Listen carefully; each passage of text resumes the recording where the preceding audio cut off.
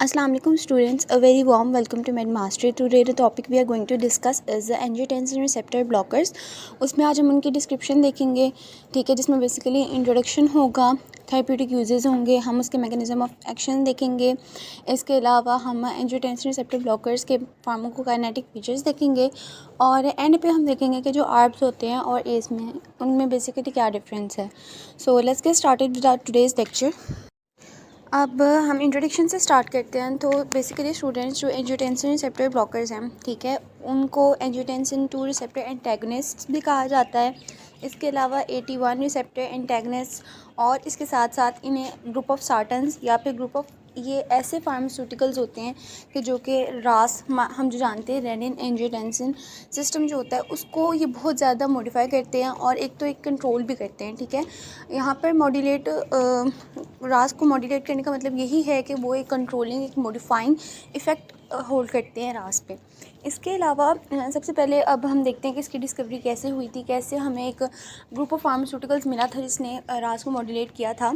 तो सबसे पहले 1980s में ये देखा गया था कि जैसे बहुत सारे केमिकल कंपाउंड्स होते हैं, इसी तरह से इमेडाजोल 5 एसिटिक एसिड डेरिवेटिव्स को यूज़ किया गया था लैब में, ठीक है। एक्सपेरिमेंट परफॉर्म किया गया था जिससे जो रैट्स थे, ठीक है, बेसिकली रैट्स पे ये एक्सपेरिमेंट परफॉर्म किया गया था और रैट्स में जो एंजियोटेंसिन 2 था जिसका काम होता है वेसोकंस्ट्रिक्शन करवाना और बीपी का इंक्रीज़। तो जब भी इन्होंने इमेडाजोल 5 एसिटिक एसिड डेरिवेटिव्स उन रैट्स को प्रोवाइड किया था तो जो भी बीपी के रिस्पॉन्सेज होते थे एंजियोटेंसिन 2 के वो इनहिबिट हो गए थे, ठीक है। इन फाइंडिंग्स और इन रिसर्चेस की बेस पर जो लैब्स वगैरह में फिर परफॉर्म हुई थी उनकी बेसिस पे उन्होंने कहा था कि एक नॉन पेप्टाइड 80 रिसेप्टर ब्लॉकर है, वो एग्जिस्ट करता है, जिसको बाद में उन्होंने लोसार्टन का नाम दिया था, ठीक है, और लोसार्टन के नेम से वो डेवलप हुआ था। उसके बाद 1955 में भी लोसार्टन को अप्रूव किया गया था क्लिनिकल यूज़ के लिए कि ठीक है वो पेशेंट्स को दी जा सकती है। एज सच उसको एक यूज़फुल कंटेंट के तौर पर यूज़ किया गया था यूएस में, ठीक है। और उसके बाद जब लोसार्टन की डेवलपमेंट हुई थी उसके बाद तकरीबन छः आर्ब्स मोर डिस्कवर हुए थे और उनको अप्रूव किया गया था। ये था इंट्रोडक्शन आर्ब्स का कि वो किस तरह से डिस्कवर हुए थे और किस तरह से फिर उनकी डेवलपमेंट का प्रोसीजर हुआ। नेक्स्ट अब हम देखेंगे कि जो आर्ब्स होते हैं इनका मैकेनिज्म ऑफ एक्शन क्या होता है। नेक्स्ट अब आपको स्क्रीन पर एक डायग्राम शो हो रही होगी जिसमें एंजियोटेंसिनोजन को एंजियोटेंसिन 1 में रेनिन कन्वर्ट कर रहा है, जबकि एंजियोटेंसिन 1 को एंजियोटेंसिन 2 में एज कन्वर्ट करवा रहा है, ठीक है। इसके आगे एंजियोटेंसिन 2 ने जाकर 2 रिसेप्टर्स पर बाइंड करना है, 81 पे और 82 पे। और जो आर्ब्स होते हैं वो बेसिकली जो ज़्यादा इनहिबिशन करवाते हैं वो 81 रिसेप्टर्स की होती है, ठीक है। और वो जब आर्ब्स हम इनटेक करेंगे तो वो जाकर 81 रिसेप्टर को कंपेटिटिवली ब्लॉक कर देंगे। अब हम देख रहे थे कि जो पीछे डायग्राम हम गुजरी है वहाँ पे हम देख रहे थे कि 81 रिसेप्टर्स थे, 82 रिसेप्टर्स थे। तो अब हम डिस्कस कर लेते हैं कि ज़रा कि 81 रिसेप्टर्स क्या होते हैं, 82 रिसेप्टर्स क्या होते हैं और ये कहाँ पाए जाते हैं। एंजियोटेंसिन जो रिसेप्टर्स थे इनको डिस्कवर किया गया था, ठीक है, और उसके बाद इनको 2 ग्रुप्स में डिवाइड किया गया था, 81 रिसेप्टर्स और 82 रिसेप्टर्स, ठीक है। जो 81 रिसेप्टर्स थे स्टूडेंट, ये वेस्कुलर स्मूथ मसल्स जो होते हैं हमारे हार्ट के मायोकार्डियम पे वहाँ प्रेजेंट होते हैं, ठीक है।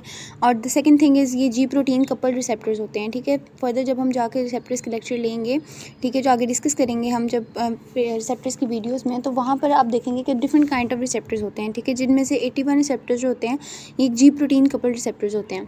इसके अलावा जो 81 रिसेप्टर्स होते हैं ये अपना रोल प्ले करते हैं जो हमारे हार्ट होते हैं वहाँ पर जो सेल्स होते हैं उनकी ग्रोथ में, हमारी आर्टरीज़ की ग्रोथ में, ठीक है। इसके अलावा जो 81 रिसेप्टर्स होते हैं, ठीक है, ये जो एल्डोस्टेरोन होता है उसकी सिक्रीशन करवाने में, इसके अलावा जो पेरिफेरल सिंपैथेटिक एक्टिविटी उसको इंक्रीज़ करवाते हैं, ठीक है। ये सारे रोल्स जो होते हैं 81 रिसेप्टर्स के होते हैं।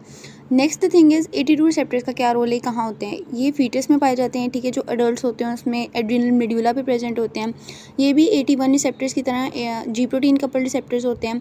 इनका रोल ये होता है कि वेसोडाइलेशन करवाते हैं और एंटी प्रोलिफरेटिव होते हैं। एंटी प्रोलिफरेटिव वो मेडिकेशंस होती हैं, ठीक है, कि जो कि इनहिबिट करती हैं ओवर एक्टिव सेल्स को, ठीक है, कैंसरस सेल्स को, कि वो फर्दर डिसीज़ कॉज ना करें। इसके अलावा जो 82 रिसेप्टर्स हैं ये अपना रोल प्ले करते हैं अपोप्टोसिस में, ठीक है। और अपोप्टोसिस का मतलब वो होता है कि ऐसे सेल की डेथ, ठीक है, जो ऑलरेडी प्रोग्राम्ड थी कि सेल ने डाई होना ही होना है, ठीक है, सेल ने मरना ही मरना है, वो किसी भी रीज़न की वजह से हो सकता है, तो उसे अपोप्टोसिस कहते हैं। ये सारे रोल्स थे जो 81 रिसेप्टर्स और 82 रिसेप्टर्स अलग अलग से परफॉर्म करते हैं। नेक्स्ट अब हमने देखना है कि जो एंजियोटेंसिन रिसेप्टर ब्लॉकर्स हैं, इनका मैकेनिज्म ऑफ एक्शन क्या है, ये कहाँ कहाँ एक्ट करते हैं और ये कहाँ कहाँ अपना रोल प्ले करते हैं। अब हमने मैकेनिज्म ऑफ एक्शन देखने आर्ब्स के, तो सबसे पहले तो आ जाता है कि AT1 रिसेप्टर्स की ब्लॉकिंग, ठीक है। अब हमें पता है कि आर्ब्स डिफरेंट तरह के लोसार्टन, वेलसार्टन, टेलमिसार्टन और मिसार्टन, ठीक है, ये सारे जाकर AT1 रिसेप्टर्स को कंपेटिटिवली ब्लॉक कर देंगे, ठीक है। फर्स्ट जिस तरह हमने डायग्राम में मैंने आपको बताया था। अब जो AT1 रिसेप्टर्स होते हैं वो हम प्रीवियसली डिस्कस कर चुके हैं कि वो वेस्कुलर स्मूथ मसल्स पे पाए जाते हैं, एड्रिनल कॉर्टेक्स, किडनी, हमारे हार्ट में प्रेजेंट होते हैं, ठीक है। तो ये जो आर्ब्स होते हैं वो बेसिकली जाकर क्या करेंगे कि वो AT1 रिसेप्टर्स को कंपेटिटिवली ब्लॉक कर देंगे और AT1 रिसेप्टर से होने वाली जो भी चीज़ें होंगी वो अल्टीमेटली स्टॉप हो जाएंगी। नेक्स्ट थिंग इज़ कि इनहिबिशन हो जाएगी एंजियोटेंसिन 2 के एक्शन की। स्टूडेंट्स, हमने जो प्रीवियसली डायग्राम देखी थी, जो मैंने आपको बताई थी स्टार्ट में ही बिल्कुल, वहाँ पर क्या था कि जब एंजियोटेंसिन 2 ने जाकर आगे फर्दर बाइंड करना था, या तो वो AT1 से बाइंड कर सकता था या तो वो AT2 रिसेप्टर से बाइंड कर सकता था, लेकिन आर्ब्स ने जाके बेसिकली काम किस पे करना था, आर्ब्स ने जाके कंपेटिटिव ब्लॉक करना है AT1 रिसेप्टर्स को। तो अगर नॉर्मली हम देखें बॉडी में, अगर हम एंजियोटेंसिन किस तरह से काम करती है, तो एंजियोटेंसिन जाती है वो AT1 रिसेप्टर्स को बाइंड करती है। जब वो AT1 रिसेप्टर्स को बाइंड करती है तो उसके केस में क्या हो जाता है कि वेजोकंस्ट्रिक्शन हो जाती है, बॉडी में एल्डोस्टेरोन का रिलीज़ हो जाता है, सिंपैथेटिक एक्टिवेशन हो जाती है, सोडियम रिटेंशन होती है और इसके अलावा और भी बहुत सारे रिलेटेड फंक्शंस होते हैं। लेकिन अगर हम किसी बंदे को दे रहे हैं आर्ब्स, ठीक है, एंजियोटेंसिन रिसेप्टर ब्लॉकर दे रहे हैं, हमने उसे लोसार्टन दे दी है, ठीक है, ये टेलमिसार्टन दे दी है, तो इस केस में क्या होगा कि AT1 रिसेप्टर ब्लॉक हो जाएगा, एंजियोटेंसिन जाकर उसे बाइंड नहीं कर सकेगा और ये जितने भी इफेक्ट्स थे वेजोकंस्ट्रिक्शन एक्सेट्रा, ये प्रिवेंट हो जाएंगे, ठीक है, ये नहीं होंगे। अब स्टूडेंट्स, हमने देखना है कि जो एंजियोटेंसिन रिसेप्टर ब्लॉकर्स हैं उनका फिजियोलॉजिकल इफेक्ट्स क्या हैं। सबसे पहले तो ये वेजोडाइलेशन करवाते हैं आर्ब्स, ठीक है, जिसकी वजह से सिस्टेमिक या फिर पेरिफेरल वेस्कुलर रेजिस्टेंस कम हो जाएगी और अल्टीमेटली ब्लड प्रेशर कम हो जाएगा, रिड्यूस हो जाएगा। इसके अलावा एल्डोस्टेरोन की सिक्रेशन भी रिड्यूस करवाते हैं आर्ब्स, जिसकी वजह से वाटर और सोडियम की रिटेंशन कम होगी और ब्लड वॉल्यूम कम हो जाएगा।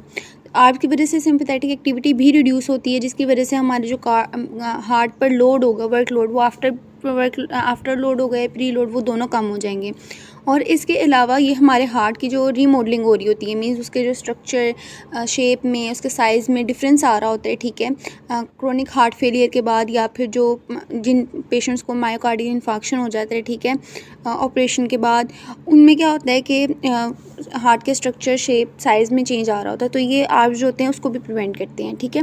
एक वेजोडाइलेशन को करवाते हैं तो सिंपैथेटिक सिस्टेमिक ब्लड प्रेशर कम होगा, एल्डोस्टेरोन की सिक्रेशन कम, ब्लड वॉल्यूम कम होगा, सिंपैथेटिक एक्टिविटी कम होगी तो कार्डिक वर्कलोड कम होगा, और अगर रीमॉडलिंग प्रिवेंट हो रही है तो जो डैमेजेस आते हैं क्रोनिक हार्ट फेलियर के बाद और वो जो MI के बाद, तो वो प्रिवेंट होंगे।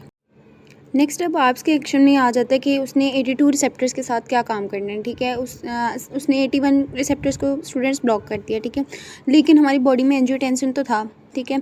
अब एंजियोटेंसिन 2 कहता है कि तुमने आर्ब्स देकर तो मुझे AT1 रिसेप्टर्स को ब्लॉक कर दिया, जिसके साथ मैं जाकर बाइंड करना था, लेकिन अब मेरा क्या हाल है। तो जो एंजियोटेंसिन 2 है वो जाकर क्या बाइंड करेगा, वो AT2 रिसेप्टर्स के साथ जाकर बाइंड कर देगा, ठीक है। वो कहेगा कि एक तो मिला नहीं है, मैं दूसरे के साथ जाकर बाइंड कर देता हूँ।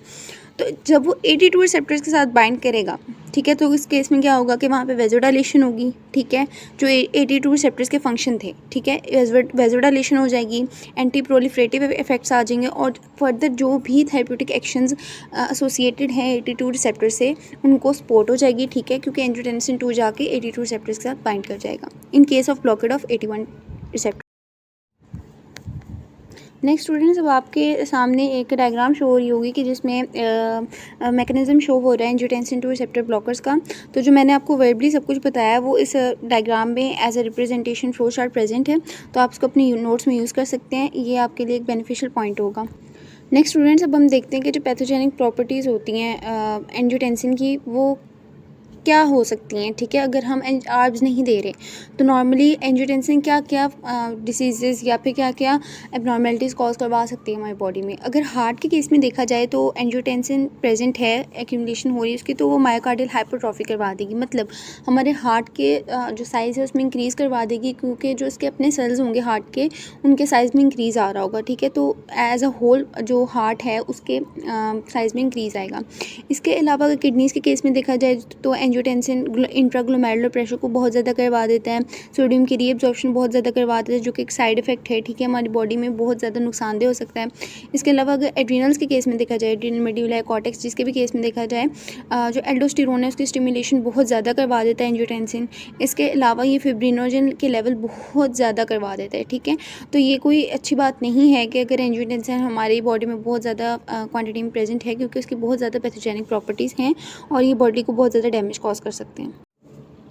अब हम देखते हैं फार्माकोकाइनेटिक फीचर्स क्या है एंजियोटेंसिन रिसेप्टर ब्लॉकर्स के। तो जब हम ओरल इनटेक करते हैं एंजियोटेंसिन रिसेप्टर ब्लॉकर्स का, उसके बाद इनकी एब्जॉर्प्शन बहुत अच्छी तरह हो जाती है। इसके अलावा जो आर्ब्स होते हैं उनमें टेलमिसार्टन और ओल्मिसार्टन के अलावा जितने भी आर्ब्स हैं वो CYP450 एंजाइम के थ्रू लिवर में मेटाबोलाइज हो जाते हैं। इसके अलावा थर्ड थिंग इज़ के टेलमिसार्टन जो आर्ब्स में से है, वो जो हमारा ब्लड ब्रेन बैरियर होता है, यहाँ पे जो BBB है इसका डेरिवेटिव ये है कि ब्लड ब्रेन बैरियर, ठीक है, उसको क्रॉस करता है टेलमिसार्टन। इसकी वजह से जो भी एंजियोटेंसिन 2 सेंट्रल नर्वस सिस्टम के रिलेटेड जो भी इफेक्ट प्रोड्यूस करेगा उसको टेलमिसार्टन काउंटर इफेक्ट कर सकता है, ठीक है। इसके अलावा इसकी वजह से BP भी कंट्रोल हम कर सकते हैं, ठीक है, बेटर जो मेजर्स होते हैं लिए जा सकते हैं कि BP कंट्रोल हो जाए। इसके अलावा जो लोसार्टन है, लोसार्टन आर्ब जो है, इसकी स्टार्टिंग डोज हम देते हैं किसी भी पेशेंट को 50 मिलीग्राम वंस डेली, मतलब एक दिन में एक बार हमने इसे देना है 50 मिलीग्राम। उसके बाद अगर हमने बहुत ज़्यादा अगर हमें ज़रूरत है तो हम इसकी डोज़ को 100 मिलीग्राम तक इंक्रीज़ कर देंगे। और इसके अलावा अगर कोई पेशेंट लिवर डिसीज़ का है, ठीक है, उसको लिवर का कोई मसला है, तो हम उस पेशेंट को इनिशियली डोज़ देंगे 25 मिलीग्राम की। इसके अलावा जो टेलमिसार्टन है उसकी हाफ़ लाइफ बहुत ज़्यादा होती है, ठीक है, 24 घंटे के लिए हमारी बॉडी में रहता है और इसकी जो स्टार्टिंग डोज़ है वो 40 से 80 मिलीग्राम है। डेली डोजिंग है, ठीक है, एक बार हमने दिन में देनी है और 40 से 80 मिलीग्राम होती है। इसके अलावा जो वेलसार्टन है, ठीक है, इसकी 80 से 320 मिलीग्राम में इसकी डोजिंग होती है, ठीक है, वेलसार्टन की। हमने देखना है कि आज के थेरेप्यूटिक यूजेस क्या हैं। तो सबसे पहले हाइपरटेंशन में मेन रोल प्ले करते हैं, ठीक है। अब हम पढ़ ही एंटी हाइपरटेंसिव ड्रग्स रहे हैं, तो हमने देखा है कि पहले हमने एस देखे थे, एस इनहिबिटर्स को क्या रोल प्ले करते हैं। अब हमने आर्ब्स देखे हैं, ठीक है। तो आर्ब्स का मेन रोल हाइपरटेंशन में किस तरह से कि हमने देखा कि हमने जब वो लिया था आर्ब्स को लिया था तो हम कंपेटिटिवली ब्लॉक कर रहे थे 81 रिसेप्टर्स को, ठीक है। तो जो एंजियोटेंसिन 2 था वो जाकर 82 रिसेप्टर्स के साथ बाइंड कर रहा था। तो हमने पढ़ा था कि जो 82 रिसेप्टर्स थे वो क्या करवा देते, वो वेज़ोडाइलेशन। तो इस केस में क्या होगा कि जो हमारा ब्लड प्रेशर है वो कम हो जाएगा, ठीक है, सिस्टेमिक पेरिफेरल रेजिस्टेंस कम हो जाएगी। Second the thing is heart failure, ठीक है, ये प्रिवेंट करते हैं हार्ट फेलियर, क्योंकि जब वर्कलोड कम हो रहा है हार्ट पे, ठीक है, तो हार्ट का जो काम करने का वो तरीक़ाकार है वो उस पर एक बर्डन कम पड़ रहा है, तो हार्ट फेलियर के चांसेस कम हो जाएंगे। इसके अलावा ऐसे पेशेंट्स जिनमें मायोकार्डियल इन्फार्क्शन होती है, ठीक है, उसमें ये रीमॉडलिंग नहीं होने देता, मतलब आपको जब हम देते हैं उसके इनटेक से हार्ट के शेप या स्ट्रक्चर या साइज़ या फिर उसके जो फंक्शन है उसमें कोई चेंजेस अगर आ भी रहे हों तो आप उनको प्रिवेंट करने की पूरी कोशिश करते हैं, ठीक है, जो डैमेज MI की वजह से कॉज हो रहा होता है। उसके अलावा डायबिटिक न्यूरोपैथी में आर्ब्स अपना रोल इस तरह प्ले करते हैं कि वो जो प्रोटीन्स होती हैं यूरिन में उसकी एक्सक्रीशन को कम करते हैं, ठीक है, प्रोटीनीरिया को कम करते हैं, जिसकी वजह से डायबिटिक न्यूरोपैथी हो रही होती है। तो जब कंटेंट कम हो जाएगा प्रोटीन्स का यूरिन में तो कहीं ना कहीं हद तक डायबिटिक न्यूरोपैथी भी प्रिवेंट हो जाएगी। इसके अलावा क्रोनिक किडनी डिसीज़ में, ठीक है, इंट्राग्लोमेरुलर प्रेशर को कम करते हैं। तो ये इस तरह से अपना रोल किडनी डिसीज़ में प्ले करते हैं। इसके अलावा जो आर्ब्स होते हैं ये स्ट्रोक की प्रिवेंशन करते हैं, ठीक है, और मेटाबॉलिक सिंड्रोम में ये आर्ब्स इस तरह अपना रोल प्ले करते हैं कि ये जो इंसान होता है जिसको हम दे रहे होते हैं उसमें इंसुलिन की सेंसिटिविटी को होल्ड अप करता है, ठीक है, उसको कंट्रोल करता है। इसके अलावा जो लिपिड प्रोफाइल होती है उस बंदे की उसको भी इन्हांस करता है, उसको इम्प्रूव करता है, ये दोनों चीज़ें इम्प्रूव करता है, जिसकी वजह से आर्ब्स अपना मेटाबॉलिक सिंड्रोम में भी रोल प्ले करते हैं, ठीक है। तो ये कुछ थेरेप्यूटिक यूजेस थे जहाँ पर आर्ब्स अपना रोल प्ले कर रहे हैं और पेशेंट्स को कहीं ना कहीं रिलीफ दे रहे हैं। इसके अलावा आर्ब्स के अब हम एडवर्स इफेक्ट्स देखते हैं, ठीक है, कि उनकी हाई डोजेस की वजह से कौन से एडवर्स इफेक्ट्स एक पेशेंट में अकर हो सकते हैं। हम देख सकते हैं कि वो पेशेंट इन साइड इफ़ेक्ट से सफ़र कर रहा है, ठीक है।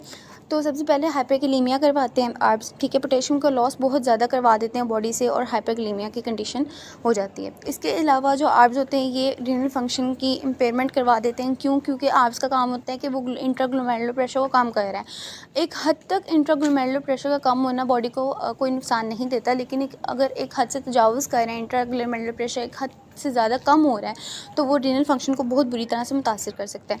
इसके अलावा डिजीनेस की कंडीशन हो सकती है, ठीक है, और सिंकोप। अब यहाँ पे बात है सिंकोप कौन सी कंडीशन होती है। सिंकोप उस कंडीशन को कहते हैं कि जब बंदा बेहोशी की तरफ जा रहा होता है, ठीक है। अमूमन आप लोगों ने देखा होगा कि जब किसी बंदे का बीपी कम होता है, ठीक है, तो वो कहते हैं कि मुझे चक्कर आ रहे हैं, ठीक है, वो बेहोशी की हालत में जा रहा है, तो उसे हम कहते हैं सिंकोप। इसके अलावा जो हमने एस इनहिबिटर्स पढ़े थे उसमें हमने पढ़ा था कि उस पेशेंट को एंजियोएडिमा हो सकता है, लेकिन आर्ब्स के केस में एंजियोएडिमा बहुत बहुत कम पेशेंट्स को होता है, ठीक है। और एंजियोएडिमा की कंडीशन मैंने आपको पहले भी बताई थी कि हमारी जो स्किन और जो टिश्यूज़ होते हैं हमारे स्किन या फिर म्यूकस मेम्ब्रेन के नीचे, ठीक है, लोअर लेयर ऑफ स्किन में होते हैं, वहाँ पर स्वेलिंग हो जाती है। अब वो स्वेलिंग फेस की भी हो सकती है, टंग की भी हो सकती है, आर्म्स या लेग्स की भी हो सकती है, वो डिपेंड करता है कि वो स्वेलिंग कहाँ पे हो रही है, ठीक है। तो ये कुछ साइड इफ़ेक्ट्स थे जो कि आर्ब्स के इनटेक के नतीजे में उस पेशेंट को हो सकते हैं। मैंने आपको कहा था कि हम लास्ट पे एक छोटा सा पॉइंट देखेंगे कि जहाँ पे हम आर्ब्स को एज के साथ कंपेयर करेंगे। तो जो आर्ब्स होते हैं ना, उनकी कोई भी इंटरफेरेंस नहीं होती कि उसने ब्रेडिकाइनिन को ब्रेक डाउन करवाना है, लेकिन जबकि हमने ये देखा था जब हमने एस इनहिबिटर्स पढ़े थे तो हमने देखा था कि वहाँ पर एस का मेन काम क्या था कि वो ब्रेडिकाइनिन की ब्रेक डाउन करवा रहा था, जिसकी वजह से उसकी एक्युमुलेशन नहीं हो रही थी और इसके अलावा कोई भी एडवर्स इफेक्ट उसके केस में नहीं शो हो रहे थे। इसके अलावा हम देख रहे थे कि एस के केस में जब एस इनहिबिटर्स हो रहे थे तो वहाँ पर कफ बहुत ज़्यादा हो रही थी, उस पेशेंट को खांसी बहुत ज़्यादा हो रही थी, लेकिन आर्ब्स के केस में ऐसी कोई कंडीशन नहीं होती, जैसे एंजियोएडिमा बहुत ज़्यादा रेयर हो जाता है। इसके अलावा जो आर्ब्स होते हैं ना, ये कंप्लीट इनहिबिशन करवा देते हैं 81 रिसेप्टर्स की एक्टिवेशन की, वो 81 रिसेप्टर्स को एक्टिवेट नहीं होने देते और इनडायरेक्ट होती है 82 की एक्टिवेशन इनडायरेक्टली इनहिबिट कर देते हैं, ठीक है। तो मेन जो इनहिबिशन होती है वो 81 रिसेप्टर्स की होती है। और एक शॉर्ट सा पॉइंट था कि जहाँ पर आर्ब्स को एस के साथ कंपेयर किया गया था। Thank you so much for watching. Do like and subscribe my video. I hope this was beneficial for you and thank you so much.